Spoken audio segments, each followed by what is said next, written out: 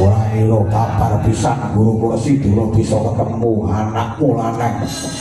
Karena Doro yang Bimo sinemapan oleh papan iki. Iki kok janur Gunung Kadingaran. Janur Gunung Kadingaran temen. Bisa ketemu ana ing kene.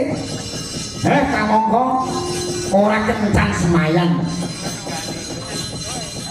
Bimo Sena.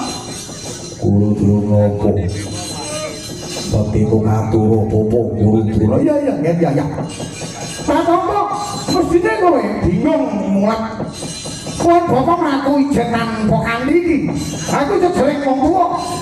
Nganti kebarang-barang sejatine saya panas kahanan Purayakung negara Kastinapura. Sanadyan Kosokalima kuwi ora kebawah pemerintahan negara Kastinapura, ning nyatane uripe pun bapak iki dadi pujangga Kraton Kastina.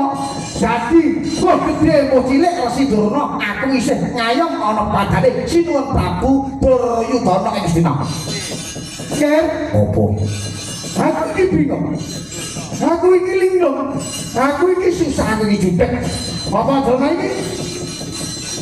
Dina iki aku diketing.